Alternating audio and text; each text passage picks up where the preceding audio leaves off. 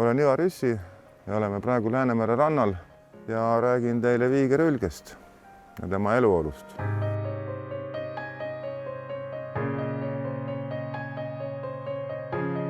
Viigrid olid siin meie rannikul enne kui inimesed ja ka enne kui väga paljud teised loomad. Et selles mõttes, et see on üks kohalikest liikidest nagu kõige vanem. Et pärast jää sulamist 10 000 või 12 000 aastat tagasi olid esimesed loomad, kes siia tulid, olidki need mereimetajad.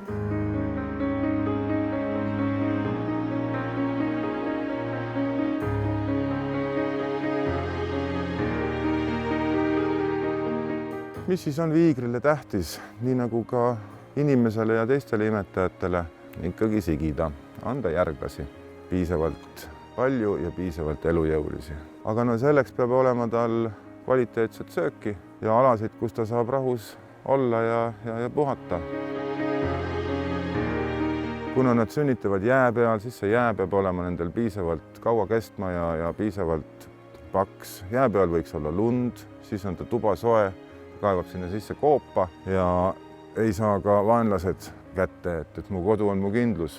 Et viigripoega naljalt ikkagi kõikvõimalikud kiskjad, kes talle ohtlikud on, ikkagi sealt korralikust kodust üles ei leia.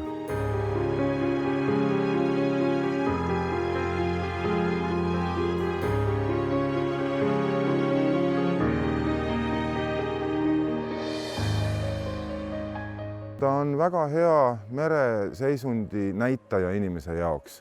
Et kui viigril hakkab mingil põhjusel kehvasti minema, siis on meres ikkagi midagi väga valesti.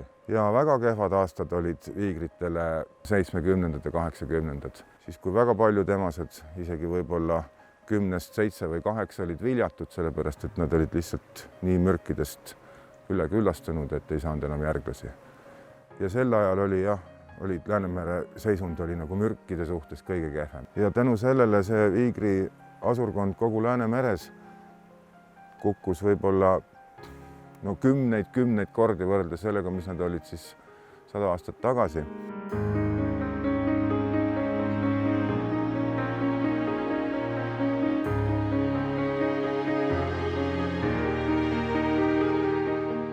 Eestis on see asi veel kuidagi kentsakam, et siin ei ole viimased 40 aastat neid ametlikult kütitud. Et siin peaks just nagu viigri asurkond tänu sellele tõusma, et tal looduslikke vaenlasi ei ole. Aga millegipärast on see väga stabiilne. Vähemalt Eesti lääneosas, Soome lahes on asi ikka oluliselt kehvem, et Eestis neid praktiliselt enam kohata ei olegi, et Eestist on ta praktiliselt Soome lahes kadunud.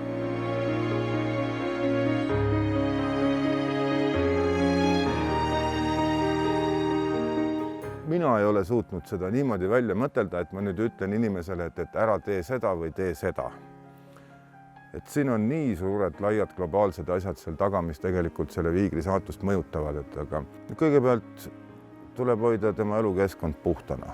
Niimoodi, et sinna ei satuks inimtekkelist prügi, rämpsu, saasteaineid. Inimkond tervikuna peaks tarbima vähem võib-olla ressursse ja läbi sellega saastama vähem. Aga et otseselt, kalamehed katsuge oma kalapüünised teha selliseks, et ülged sinna sisse ei upu ja võiks ikkagi seda asurkonda nii palju hoida, et kui ilmaolud lähevad veel soojemaks, siis ei ole mitte midagi neil pääsu peale selle, et see seltskond hakkab lihtsalt hääbuma, sest et noored saavad kõik hukka ja asurkond jääb pidevalt vanemaks ja noori peale ei tule.